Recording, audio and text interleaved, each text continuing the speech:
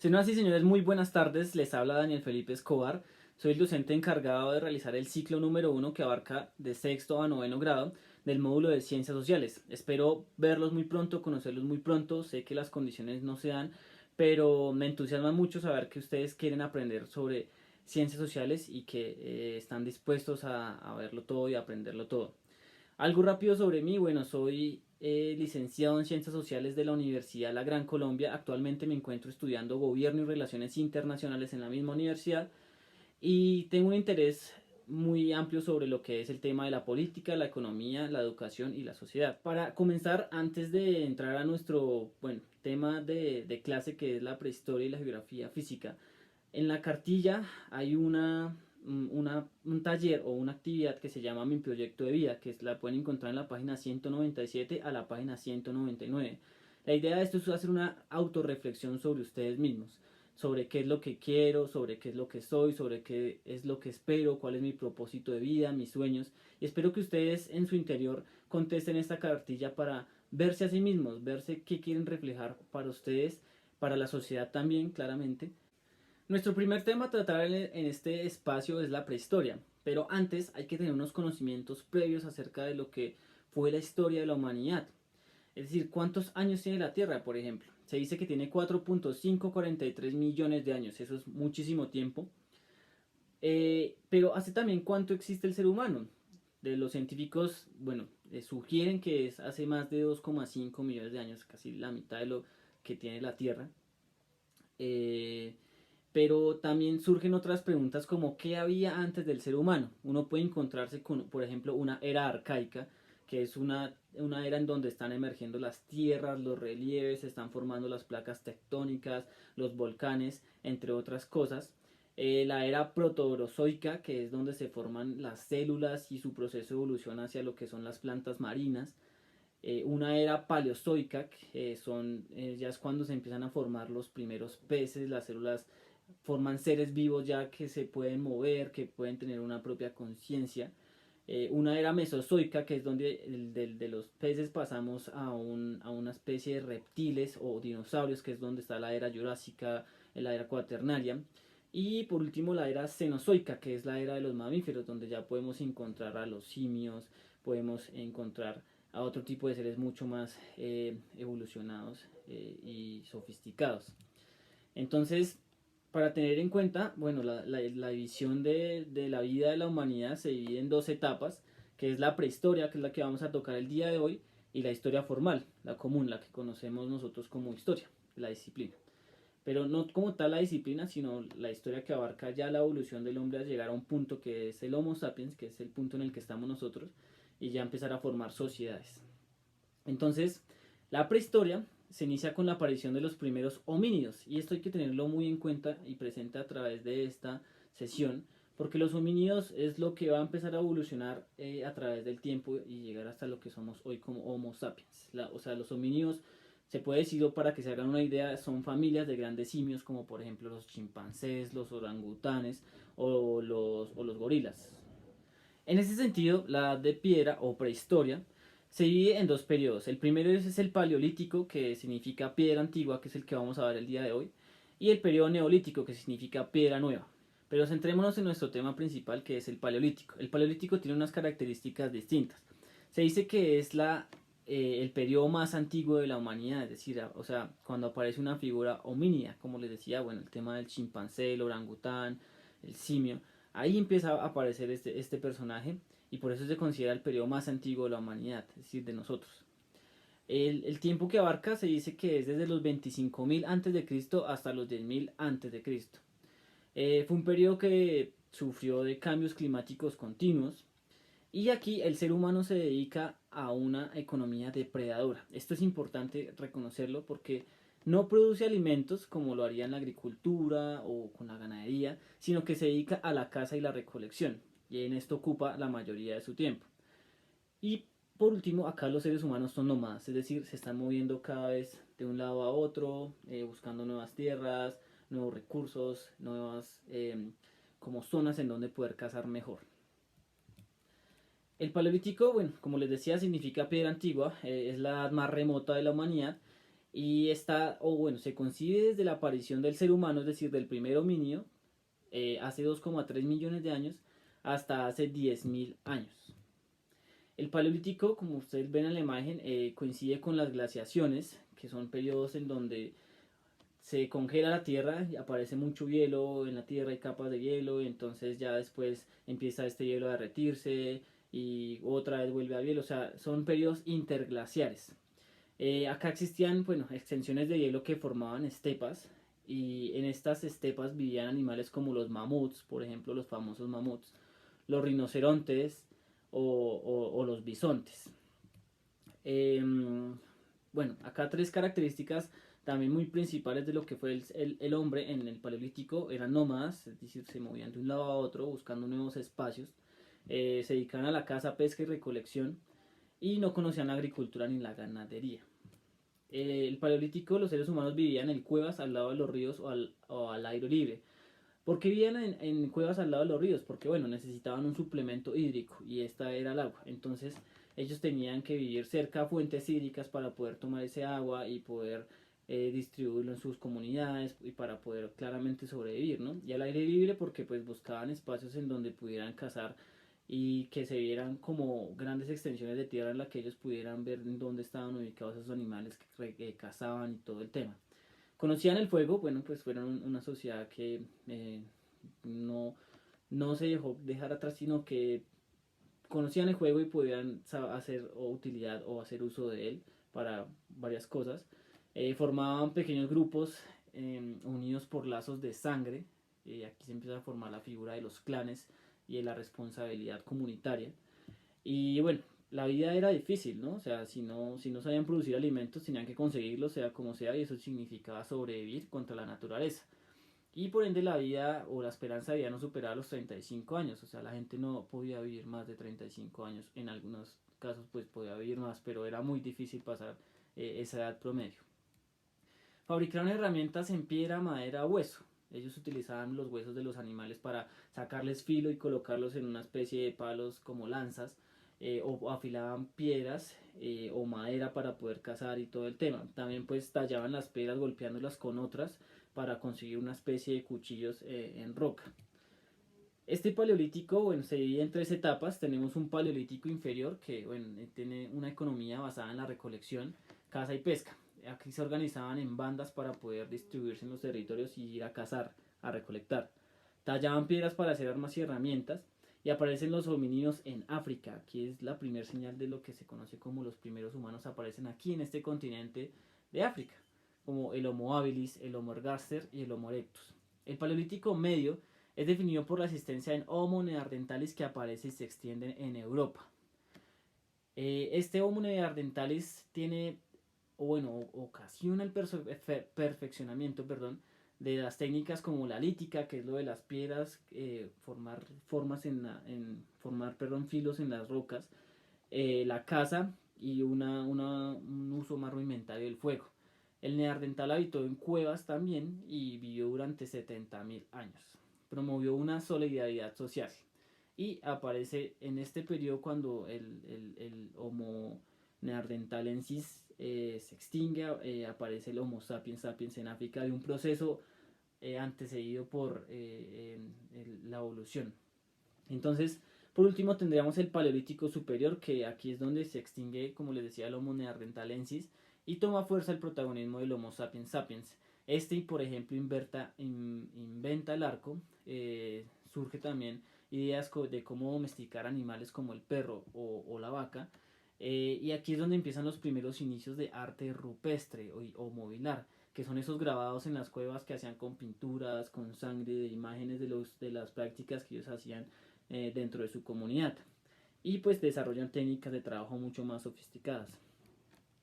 Aquí, por ejemplo, ya entrando en el tema de la evolución humana, vemos esta imagen en donde aparece el grupo de los ardipithecos, el grupo de los australopithecinos, el grupo Homo, que es donde nosotros pertenecemos, y el grupo Paranthropus. De esos solamente, pues, según la historia, sobrevivió el de nosotros, que es el grupo de los Homo. En el tema de la evolución humana, bueno, uno se preguntaría, pues la evolución es un proceso de desarrollo que empieza acá y termina acá, pero en este caso el de nosotros aún no ha terminado, si la evolución sigue. y seguirá por muchísimos años más. Pero entonces la evolución es un proceso de transformación que han realizado los seres humanos desde su aparición en la Tierra hasta la actualidad. Como vemos, estos son unas imágenes de unos cráneos que empiezan a diferenciar periodos de tiempo en donde el ser humano empezó a evolucionar y también a evolucionar sus aspectos físicos. De esta imagen sobre el género Homo vemos que hay una base importante que es el Australopithecus, luego sigue un Homo habilis, luego un Homo erectus, luego un hombre neandertal y finalmente el Homo sapiens. Eh, Aquí también, bueno, vemos como más o menos las características físicas, y tienen características físicas diferentes, o sea, uno es más erguido, tiene características como que es más robusto, otro es más alto, otro tiene la cara un poco diferente, la quijada, el mentón, todo ello. Entonces, los homínidos, que es como les decía, los chimpancés, todo este grupo de la naturaleza, están clasificados en dos géneros. El primero de ellos es el Australopithecus, que significa mono del sur, que presentaba características físicas aún distantes del hombre actual. Como ustedes ven en la imagen, pues es un simio ya en dos patas que caminaba un poco erguido. Se diferenciaba por sus póngidos, por la postura bípeda, es decir, se paraba en dos patas, ya no tenía que hacerlo como en cuatro, como uno de los simios normales, y no poseían grandes dientes caninos, por lo que se podía diferenciar en lo que encontraron de sus cráneos. Estos a la vez pues se dividen en tres, que es el Australopithecus afarensis, que es el más antiguo y vivió aproximadamente hace cerca de 3 millones de años. También está, el que le sigue, es el Australopithecus africanus, que vivió aproximadamente hace cerca de 1.5 millones de años y es probable que haya dado origen al género Homo, del que provenimos nosotros. Y por último el Australopithecus robustus, que vivió aproximadamente hace cerca de 1 millón de años. Ahora, ya viendo el tema de los Australopithecus, pasamos al género Homo. El género Homo es la referencia al género humano, el cual está clasificado con los primates homínidos de la tribu Hominini, perdón. Se caracteriza por ser un bípedo y plantigrado, con pies no prensibles con el primer dedo alineado con los restantes. O sea, ya empieza a haber una separación de los dedos. Ya no están pegados así tan, o sea, unidos, sino ya más separados. Una hipercefalización, es decir, un crecimiento del cráneo, y una verticalización completa del cráneo. O sea, ya no se hace el cráneo hacia el lado, sino que ya se va reduciendo como es el de nosotros. El primero de ellos, como les decía en las diapositivas de las imágenes, es el Homo habilis, que aparece hace aproximadamente 2,3 millones de años. Es el primer homínido capaz de fabricar herramientas afiladas para cortar carne y tallos de plantas. Esto le da una sofisticación increíble a esta especie, porque ya puede acceder a otras herramientas para hacer uso de ellas dentro de lo que recolecta, lo que caza y dentro de lo que usa. El volumen del cráneo está entre aproximadamente 650 centímetros cúbicos y 800 centímetros cúbicos, y tenía una postura menos curvada que los australopithecus, es decir, ya se empiezan, ya no se ven tan erguidos, sino que empiezan ya a subir una postura mucho más recta. El siguiente de ellos es el Homo neanderthalensis, que se estima que está hace 1,5 millones de años. Se expandió por Asia y Europa. Esto es importante entenderlo, que ya no solamente estaba en África, sino que va a expandirse hacia Asia y a Europa.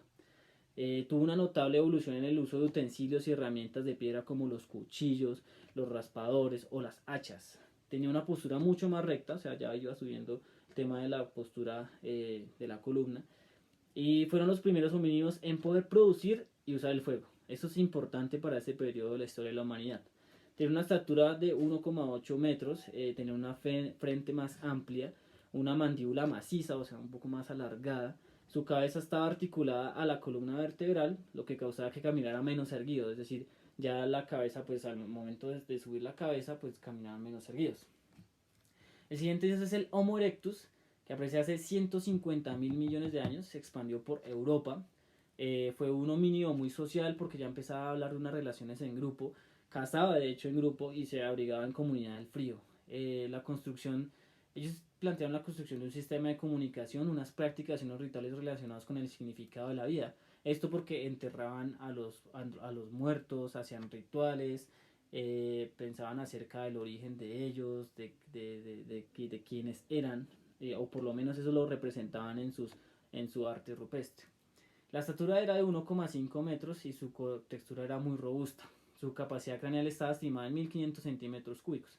Ya era un cráneo mucho más ancho, mucho más grande, porque obviamente el cerebro va creciendo a medida que va adquiriendo habilidades para la sobrevivencia en el contexto, en el ambiente, y pues el cráneo también puede crecer. El Homo sapiens, que es el último de ellos, de donde provenimos nosotros, surgió hace 30.000 años y se expandió por toda Europa. Este sustituiría al hombre neandertal y alrededor del año 25.000 a.C. poblaría toda la Tierra. Este es el responsable del perfeccionamiento de todas las armas y utensilios y las técnicas de obtención de alimentos, ampliación de las formas de organización social, de la religión y de las manifestaciones culturales. O sea, ya vemos que hay algo mucho más complejo dentro de lo que son las relaciones sociales de estos Homo sapiens. Tiene una estatura de unos con 70, más o menos como la del promedio de la humanidad, una contextura menos robusta y un cráneo más alargado, una frente mucho más amplia y una quijada mucho más redondeada. Vivió entre 120.000 y 135.000 años.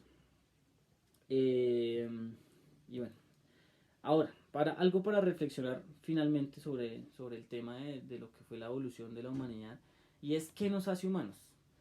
Realmente uno podría pensar que son las herramientas. Nosotros nos diferenciamos del resto de los seres vivos por haber formado herramientas, haber utilizado herramientas para sobrevivir.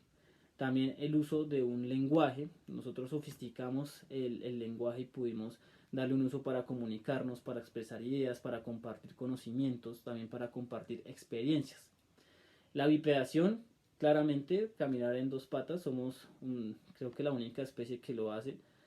Eh, bueno, pues sin contar lo que son aves y todo eso, pero todo el tema de lo que es un mamífero en dos patas somos nosotros los únicos que lo hacemos. Y el desarrollo del cerebro. El cerebro iba creciendo a medida que el humano iba evolucionando. Eso permitió también que la adaptabilidad fuera mucho más fácil y que o sea, lo que el tema de lo que era lo físico se fuera adaptando a lo que se planteaba o lo que los humanos habían adquirido hasta ese momento. Entonces, finalmente, para acabar nuestra actividad de este módulo, vamos a realizar un taller que se encuentra desde la página 201 a la página 202 y ahora sobre la evolución del ser humano. Ustedes utilizarán las herramientas de internet, libros, donde puedan, para poder completar este taller y poder realizar la actividad de este tema, de este módulo que es la evolución del ser humano. Continuando con nuestro módulo, vamos a encontrar el tema de lo que es la geografía general. Para esto vamos a remontarnos a la imagen que estamos viendo a continuación, en donde nos hablan sobre un origen etimológico de la geografía. Viene del geos, que significa tierra, y viene del grafo, que significa grabar. La geografía, bueno, no es una disciplina que surge hace poco, sino surge hace muchísimos años, con los griegos, por ejemplo, con Heródoto, que se considera el padre de la historiografía, o Eratóstenes, que bueno, fue un astrónomo, un filósofo, un geógrafo, y ellos empezaron a ver el tema de lo que eran las estrellas, las constelaciones, el movimiento de la Tierra y todo este tema, ¿sí? Más adelante, bueno, ya se empezaría a hablar sobre lo que era la geografía física y el tema de los seres vivos en el planeta, el tema de la Tierra, el tema de lo que es los mares, los animales, todo esto, a partir de geógrafos como Humboldt, de geógrafos como Ritter y Ratzel. Bueno, la geografía moderna ya es considerada una ciencia que estudia los fenómenos que se desarrollan en la superficie de la Tierra y las relaciones que tiene el ser humano con la misma superficie terrestre. La geografía se divide en dos grandes ramas, la geografía física o general y la geografía humana. Puede decirse que la geografía general es analítica, porque estudia los hechos físicos y humanos individualmente, mientras que la geografía regional o humana es sintética y se ocupa de los sistemas territoriales particulares y cómo se desenvuelve el hombre en ellos. Entonces, la geografía física es la ciencia de la Tierra que estudia el medio físico. Los principales elementos que estructuran el medio físico corresponden, por ejemplo, al relieve, las aguas terrestres, el clima, la vegetación, la fauna y el suelo. Y el estudio de cada uno de estos da origen a distintas subramas de la geografía física, como lo es la climatología, que es el estudio del clima y del tiempo. Bueno, que de hecho esto sirve para predecir mucho los días en los que va a llover y todo el tema. La geomorfología, que es el estudio del relieve de la Tierra, los procesos destructivos o constructivos, es decir, esto estudia cuando hay un terremoto, qué pasó, qué placa tectónica se ha movido, cómo surgieron los volcanes.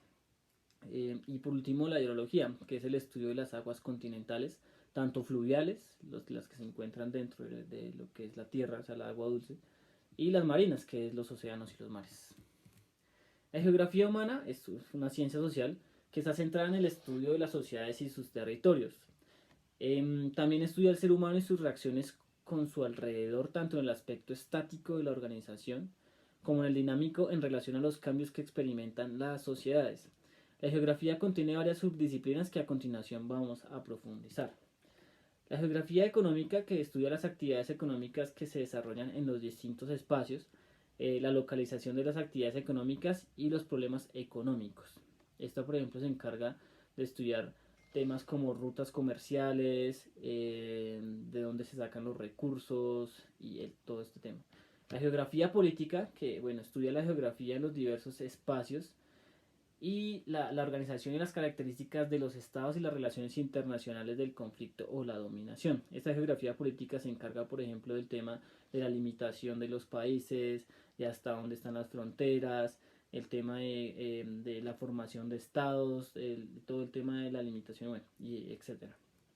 La geografía histórica, que estudia las características y evolución de los espacios históricos, su morfología y organización territorial, así como su configuración social. Esta geografía se encarga de investigar, por ejemplo, temas como los que vimos anteriormente, cómo se movió el hombre, a través de qué continentes, cómo se dividió la Pangea, cómo se originaron placas tectónicas y cómo a través de la historia lo hicieron.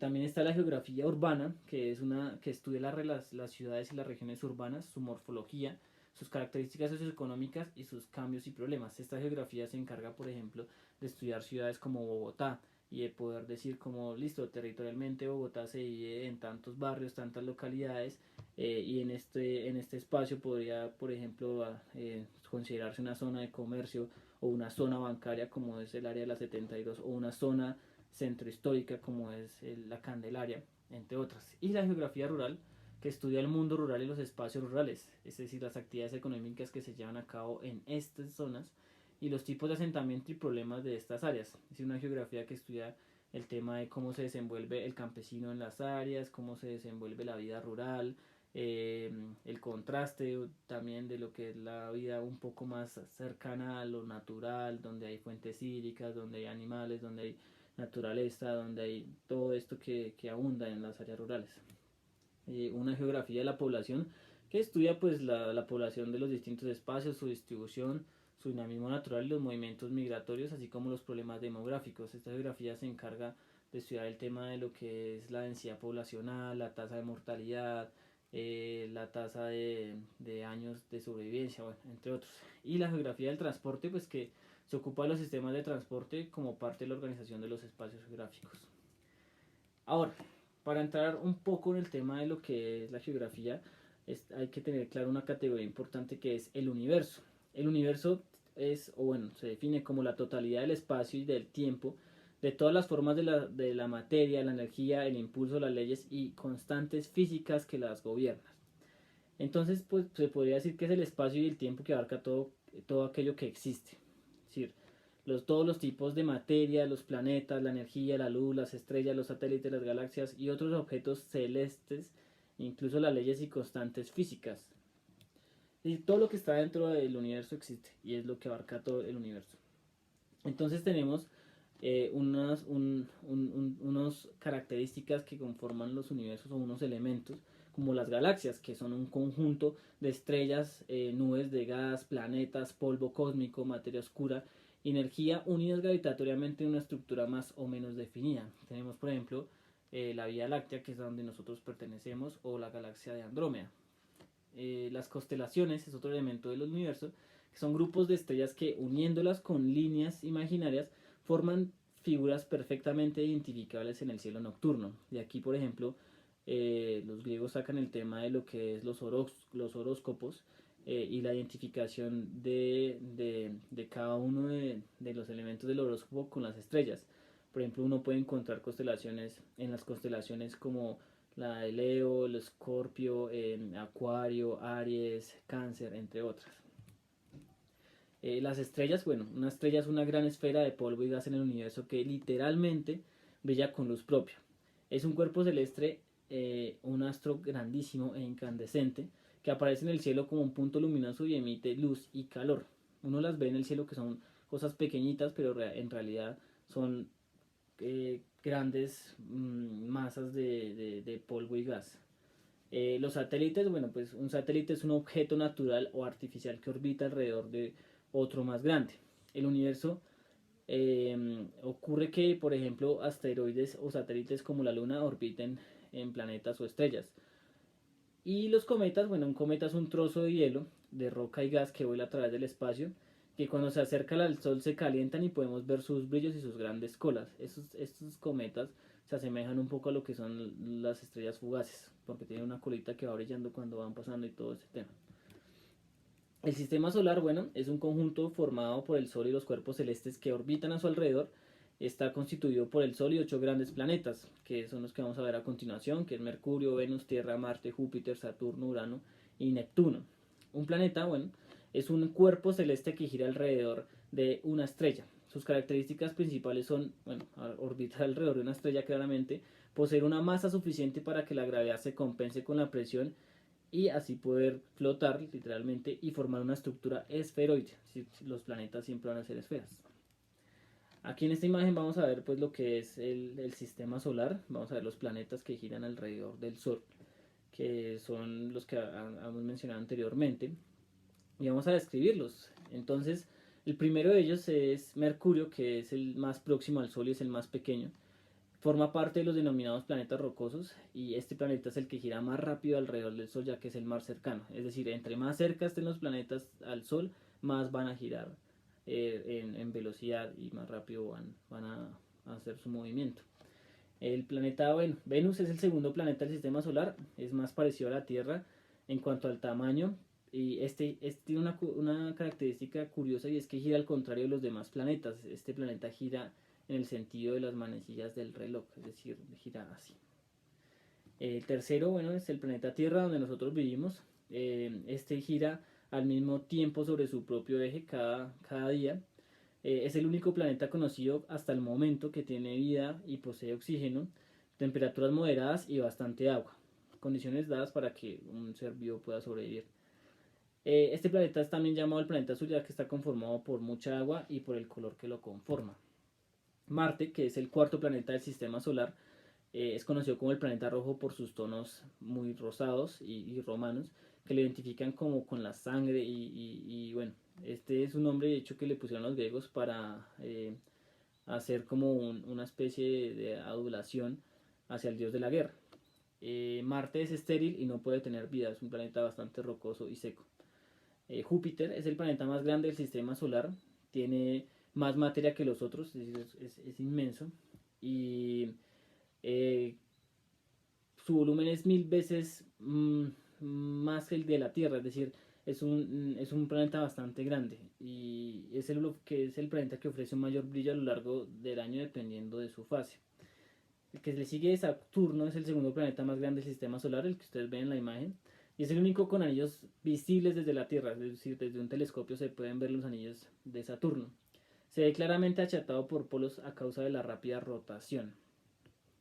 Urano, que es el séptimo y penúltimo planeta del sistema solar, y es el tercero más grande del sistema solar. Urano es también el primero que se descubrió gracias al telescopio. Neptuno es el octavo y último planeta en distancia respecto al Sol y el más lejano del sistema solar. Es un planeta azulado. Ahora vamos a concentrarnos en lo que es la Tierra. La Tierra, pues como decía, es un planeta y está fundamentalmente formado por tres grandes capas. La geósfera, que es la que ustedes ven en la imagen, que es como el centro de la Tierra, que es una gran bola formada por rocas y metales que componen el planeta Tierra y que se encuentra bajo la atmósfera y la hidrosfera. La atmósfera, que es lo que ustedes ven ahí afuera del planeta, es la capa gaseosa que rodea a la Tierra. La hidrosfera, que es la que ustedes ven ahí señalada, donde señala como un océano, un mar, es el conjunto de agua que se encuentra abajo y sobre la superficie de la Tierra. Y por último, una última capa, pues que no es como tal una capa de la Tierra, sino es más como o sea, una capa que caracteriza a la Tierra, y es la biosfera, que es formada por los seres vivos que viven en la Tierra, que ya sea en el agua, en el aire en la superficie terrestre. El movimiento y la traslación, bueno, se dice que la traslación es el movimiento por el cual el planeta Tierra gira en una órbita elíptica, es decir, así, alrededor del Sol en 365 y algo menos de 6 horas. La rotación es el movimiento de rotación, es cuando un cuerpo como el planeta Tierra gira sobre su propio eje y permanece fijo. La trayectoria es el recorrido que describe un objeto que se desplaza por el espacio. El movimiento es un cambio de posición o de lugar de alguien o de algo. Es también el estado en que se encuentra un cuerpo mientras cambia de posición. La rapidez es una magnitud escalar que relaciona la distancia recorrida con el tiempo, y la posición hace referencia a la disposición en un objeto en el espacio y en el tiempo representado a través de un sistema de coordenadas. Listo, acabamos ya de ver nuestro último tema de geografía general y ahora vamos a hacer el taller. El taller lo pueden encontrar desde la página 202 a la página 208 y ustedes deben rellenar la información, como les decía en el anterior taller, a través de recursos bibliográficos, libros, diccionarios, o incluso, si les queda mucho más fácil, del internet, para poder hacer este taller. Es un taller muy sencillo que ustedes lo pueden hacer, y pues es más fácil porque el tema ya lo hemos visto y hay mucha de la información que pueden usar para ese taller está en este video. Entonces, bueno, esto es todo por hoy. En esta sesión vimos dos temas súper importantes, que es la evolución del hombre y la geografía general. Espero que les haya gustado, que hayan aprendido bastante, y cualquier duda que tengan no duden en preguntarme. Yo les voy a dejar mi correo y al final de esta sesión. Y por favor realicen las actividades en las que quedamos pendientes. Muchas gracias y hasta la próxima sesión.